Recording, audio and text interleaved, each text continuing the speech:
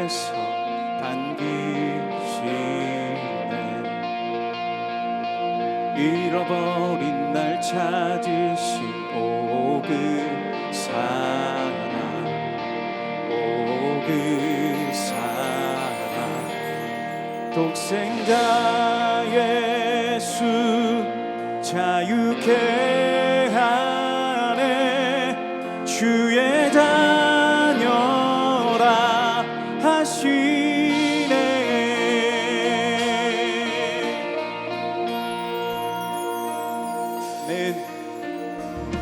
내 모든 죄에 속하신 주의 은혜.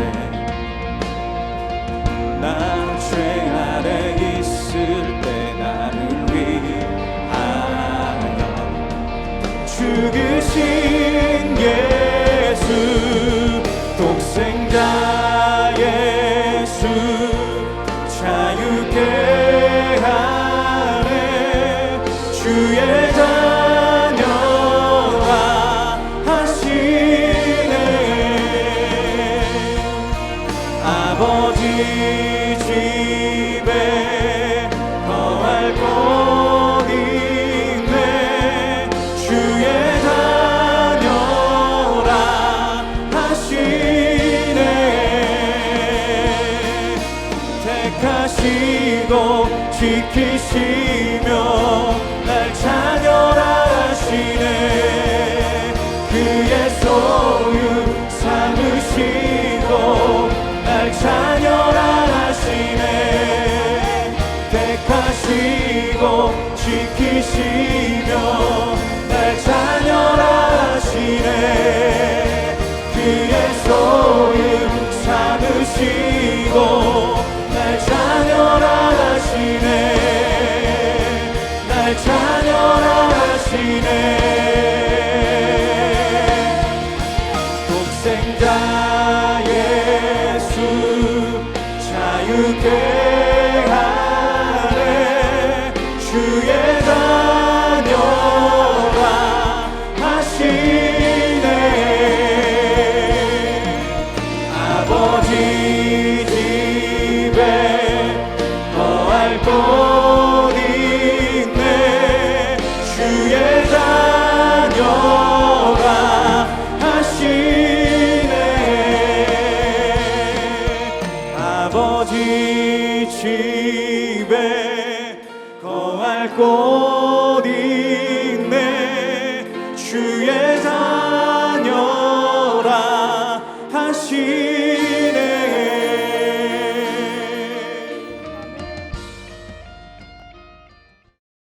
혹 내가 내게 말하기를 그러면 하나님이 어찌하여 허물하시느냐, 누가 그 뜻을 대적하느냐 하리니, 이 사람아, 내가 누구이기에 감히 하나님께 반문하느냐? 지음을 받은 물건이 지은 자에게 어찌 나를 이같이 만들었느냐 말하겠느냐? 토기장이가 진흙 한 덩이로 하나는 귀히 쓸 그릇을, 하나는 천히 쓸 그릇을 만들 권한이 없느냐? 만일 하나님이 그의 진노를 보이시고 그의 능력을 알게 하고자 하사 멸하기로 준비된 진노의 그릇을 오래 참으심으로 관용하시고 또한 영광 받기로 예비하신 바 긍휼의 그릇에 대하여 그 영광의 풍성함을 알게 하고자 하셨을지라도 무슨 말을 하리요? 이 그릇은 우리니 곧 유대인 중에서뿐 아니라 이방인 중에서도 부르신 자니라. 호세야 그래도 이르기를 내가 내 백성 아닌 자를 내 백성이라, 사랑하지 아니한 자를 사랑한 자라 부르리라. 너희는 내 백성이 아니라 한 그곳에서 그들이 살아계신 하나님의 아들이라 일컬음을 받으리라. 또 이사야가 이스라엘에 관하여 외치되 이스라엘 자손들의 수가 비록 바다의 모래가 들지라도 남은 자만 구원을 받으리니 주께서 땅 위에서 그 말씀을 이루고 속히 시행하시리라. 또한 이사야가 미리 말한 바 만일 만군의 주께서 우리에게 씨를 남겨두지 아니하셨더라면 우리가 소돔과 같이 되고 고모라와 같았으리로다. 함과 같으니라. 그런즉 우리가 무슨 말을 하리요? 의를 따르지 아니한 이방인들이 의를 얻었으니 곧 믿음에서 난 의요. 의의 법을 따라간 이스라엘은 율법에 이르지 못하였으니 어찌 그러하냐? 이는 그들이 믿음을 의지하지 않고 행위를 의지함이라. 부딪힐 돌에 부딪혔느니라. 기록된 바 보라, 내가 걸림돌과 거치는 바위를 시온에 두노니 그를 믿는 자는 부끄러움을 당하지 아니하리라 함과 같으니라. 어제 우리는 하나님이 창세전에 구원할 자를 선택하셨다고 하는 예정론의 복음을 나누었습니다. 하나님의 선택 속에 선택받은 성도에게 주시는 게 믿음이었습니다. 아마 이 말씀 속에서 약간의 불편함을 느낀 분도 있을 거라고 생각합니다. 우리가 알고 기대했던 하나님의 모습과 조금은 다르게 느껴지기 때문이겠죠.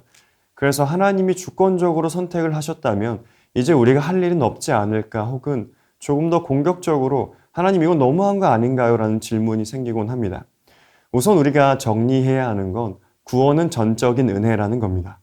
헤르만 바빙크는 예정론에 대해서 설명하면서 하나님은 누구를 택하실 의무가 없다고 설명합니다.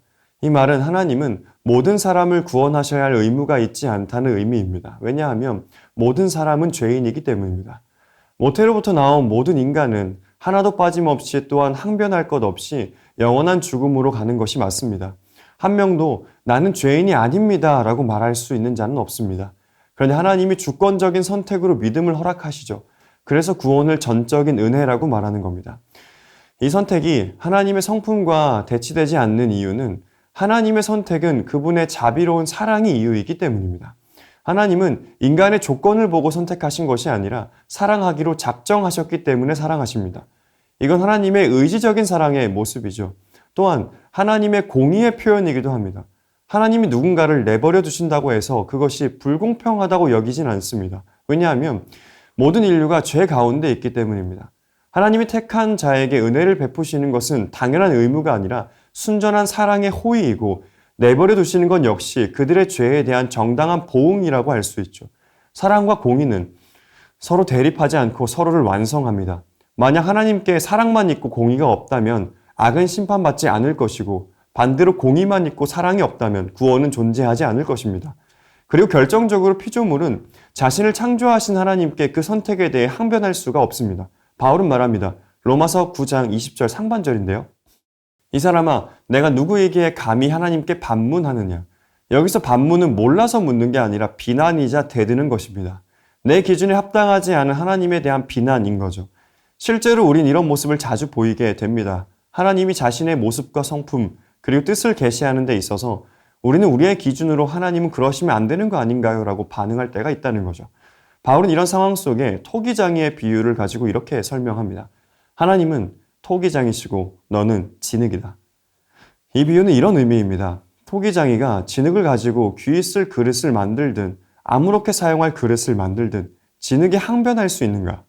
여러분, 바울은 하나님을 내 기준으로 판단하는 죄에 대한 책망을 하고 있습니다. 피조물이 높고 높으신 하나님의 작정과 주권에 대해서 그건 옳습니다, 그건 틀렸습니다 이렇게 말하는 건 자신이 하나님을 섬기는 피조물이라는 신분의 차이를 인식하고 인정하지 않는 모습입니다. 하나님이 누군가에게 긍휼을 베푼다면 그건 하나님께 그 권리와 권한이 있기 때문에 가능한 거죠. 누군가의 악을 지켜보신다면 하나님이 두신 권한 안에서 행해진 것입니다. 이런 주권 아래에서 하나님은 누구는 진노의 그릇으로, 누구는 긍휼의 그릇으로 사용하십니다. 여기서 우리는 알 수 없지만 하나님이 자신의 뜻대로 주권을 행사하신다면 그 배후에 깊고 놀라운 목적과 섭리가 있다는 걸 믿는 믿음이 있어야 합니다. 그때에도 우리가 알고 있는 선하신 하나님은 여전하기 때문이죠. 여러분, 하나님은 바로가 불순종할 때 그를 단번에 멸하실 수 있었지만 무려 10번의 재앙을 내리십니다. 그 과정이 하나님의 진노의 그릇인 바로를 오래 참으심으로 관용하는 과정이죠. 그런데 바로에게 그렇게 하심으로써 하나님은 긍휼의 그릇, 즉 장차 영광스럽게 할 이스라엘의 하나님의 영광의 풍성함을 나타내셨다는 것입니다. 이스라엘은 10가지 재앙을 통해 하나님의 구원의 능력, 유월절 제사를 통한 장자의 구원, 홍해의 기적 등을 경험합니다. 하나님은 이 과정을 통해 자신의 구원의 능력과 영광이 얼마나 놀라운지를 보여주셨습니다. 여기에 바로를 완악하게 내버려 두신 섭리가 있죠. 로마서에서 바울이 이 원리 속에 지적하고 있는 건 완악하게 내버려진 이스라엘입니다. 유대인들은 이방인들에 대한 차별이 심했고 선민의식에 사로잡혀 있었죠. 그 속에서 발견되는 불순종을 하나님은 내버려 두십니다. 바울은 11장 30절에서 이렇게 말합니다. 너희가 전에는 하나님께 순종하지 아니하더니 이스라엘이 순종하지 아니함으로 이제 긍휼을 입었는지라. 유대인들의 불순종으로 이방인들이 긍휼을 입었다고 말합니다. 이스라엘이 하나님께 불순종하고 복음을 거부했기에 예루살렘 교회는 이방인에게로 갑니다. 이스라엘을 완악하게 하심을 통해서 이방인들에게 긍휼을 입게 하신 거죠. 마치 바로를 완고하게 하심으로 이스라엘에게 구원을 풍성히 전해주셨던 것처럼 말이죠. 물론 하나님이 이스라엘을 버리신 것은 아닙니다. 11장 31절에서 이렇게 말합니다. 이와 같이 이 사람들이 순종하지 아니하니 이는 너희에게 베푸시는 긍휼로 이제 그들도 긍휼을 얻게 하려 하심이라. 불순종하는 이스라엘이 장차 이방인들이 하나님의 긍휼을 입은 것을 보고 회개하며 긍휼을 받을 날이 올 것이라고 말합니다. 결론은 불순종하던 유대인들로 인해 이방인이 긍휼을 입고 그 결과 이스라엘도 긍휼을 입습니다. 여러분, 하나님은 아무 생각 없이 주권을 행사하시는 분이 아닙니다. 구원에 인색하고 불공평한 분처럼 구시는 분도 아닙니다. 하나님이 이루고자 하시는 선택 속에선 가장 놀라운 선이 만들어집니다. 그게 우리가 가지고 있는 하나님에 대한 믿음이죠. 그렇게 그 선하신 하나님이 주신 복음은 하나님이 우리에게 주신 가장 큰 은혜와 사랑이라고 말할 수밖에 없습니다. 복음은 인간의 행위를 보지 않습니다. 그리스도 안에서 자격 없는 자를 일방적인 선택과 사랑으로 부르시는 것이 복음입니다. 복음은 죄인인 우리에게 이야기하죠. 하나님은 너를 사랑하신다. 또한 너를 사랑하시고 선택하셔서 너를 부르신다. 또한 하나님이 너를 긍휼히 여기신다. 그래서 너를 위해서 당신의 아들을 십자가에 못 박았다. 여기서 은혜와 사랑 말고 다른 것을 논할 이유가 어디에 있을까요? 복음이 중요한 이유도 마찬가지입니다. 복음은 하나님이 택한 자녀를 부르시는 사랑의 음성입니다. 그러니 복음은 한 사람의 운명을 역전시킨다고도 말할 수 있겠죠. 복음이 주어졌을 때 우리는 알게 됩니다. 가장 먼저는 하나님 앞에 내가 얼마나 죄인인지를 깨닫게 되죠. 복음의 빛이 비추어졌을 때 나의 연약함과 이 악함, 선한 것이 없음을 뼈저리게 깨닫게 됩니다. 그런데 동시에 알게 합니다. 행위로 내세울 감은 혈통이 없어도 도덕적 공로가 없어도 구원을 받을 수 있다. 여러분, 성경에선 이방인들은 원래 하나님의 백성이 아니었습니다. 그들은 하나님을 사랑하지 않은 자들이었습니다. 그런데 그들을 하나님이 부르시죠. 로마서 9장 25절입니다. 호세아의 글에도 이르기를 내가 내 백성 아닌 자를 내 백성이라 사랑하지 아니한 자를 사랑한 자라 부르리라. 그렇다면 내가 어떤 자였든지 어떤 인생이었든지 하나님 때문에 운명이 완전히 바뀐 자가 됩니다. 그리고 이 역전은 한 사람에게만 국한되지 않고 모든 세상까지 펼쳐지게 되어 있습니다. 혹시 그런 생각 해보신 적이 있으신가요? 교회는 왜 전도와 선교에 대한 이야기를 강조하는가? 사실 이건 당연한 겁니다. 단순히 하나님의 명령이어서만이 아니라 나에게 복음이 새로운 삶을 준 것처럼 여전히 내 주변에 그 영광스러운 삶이 필요한 존재들과 내가 너무도 사랑하는 하나님이 사랑하는 자들이 있기 때문입니다. 그러니 복음이 심겨진 자에게 자연스럽게 불가항력적으로 드러나는 모습이 복음을 전하는 일일 겁니다. 물론 복음을 전하며 기다리는 일만큼 마음이 힘든 일은 없을 거라고 생각합니다. 사랑하는 가족이 하나님을 모를 때, 외면할 때 그것만큼 괴롭고 하나님이 원망스러운 일도 없겠죠. 그런데 바울은 이렇게 고백합니다. 29절입니다. 또한 이사야가 미리 말한 바 만일 만군의 주께서 우리에게 씨를 남겨두지 아니하셨더라면 우리가 소돔과 같이 되고 고모라와 같았으리로다 함과 같으리라. 바울은 하나님이 씨를 남겨두셨다는 말씀에서 희망을 찾습니다. 하나님이 우리 민족을 버리지 않으셨구나. 이것이 주님의 마음인 거죠. 만약 우리 집에서 나만 예수 그리스도를 믿는 사람이라면 그건 하나님이 우리 가족을 버리지 않으셨다는 뜻일 겁니다. 우리는 믿습니다. 하나님이 나를 통해 복음이 증거되어 가족들이 긍휼을 입고 그 긍휼을 통해 하나님께 돌아오는 놀라운 구원의 계획이 있을 것입니다. 여러분, 예정론의 핵심은 은혜입니다. 신자들은 예정론 앞에서 불편함을 느끼곤 하지만 사실 예정론은 감사와 소망을 불러일으키는 교리입니다. 하나님이 자격 없는 나를 전적인 은혜로 구원하셨다는 것, 결국 하나님은 나를 통해 그 긍휼을 세상에 베푸신다는 소망으로 향하게 될 것입니다. 마틴 로이드 존스 목사님은 이렇게 말합니다. 만일 누군가 하나님이 주권적으로 구원받을 자를 스스로 택하신다면 전도할 필요가 없다, 복음을 전할 필요도 없고 우리는 뒷짐을 지고 가만히 있으면 된다고 궤변을 떠는 사람이 있다면 그에게 이렇게 묻고 싶다. 당신은 어거스틴에 대해서, 마틴 루터에 대해서, 존 칼빈에 대해서, 조지 히필드에 대해서, 조나단 에드워즈에 대해서, 찰스 스펄전에 대해서 아는가? 하나님의 주권을 믿었기에 복음 전도에 열정적이었던 분들을 알기나 하고 그런 말을 하는가? 그는 현대 선교의 아버지 인도의 윌리엄 캐리와 성서공회를 설립한 토마스 찰스를 소개하면서 구원이 전적으로 하나님께 속해 있다는 것을 깨닫는 것만큼 전도를 촉진시키는 것은 없다고 단언합니다. 그게 바로 선하신 하나님에 대한 믿음일 겁니다. 말씀을 정리하겠습니다. 사랑하는 여러분, 이제 하나님은 먼저 긍휼을 입은 우리를 초청하시면서 도전하십니다.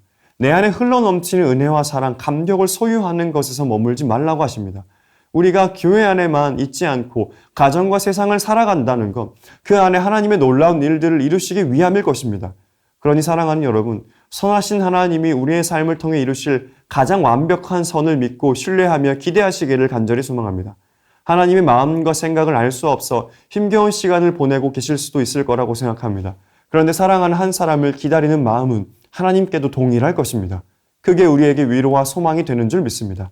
그러니 오늘 하루도 믿음으로 인내하며 복음의 능력을 신뢰하며 놀라운 구원 사역에 동참하는 삶이 되기를 간절히 소망합니다. 우리 함께 기도 제목 읽고 기도하겠습니다. 죄인인 나를 불러주신 은혜 앞에 다시 한번 감격하게 하시고 하나님의 마음을 날마다 기억하며 살게 하소서. 아멘. 한 영혼을 기다리시는 하나님의 마음을 품게 하시고 하나님이 일으키실 복음의 능력을 기대하게 하소서. 아멘. 복음이 한 사람의 운명을 바꾸는 것처럼 세상을 변화시키는 능력임을 믿고 담대하게 살아가게 하소서. 아멘.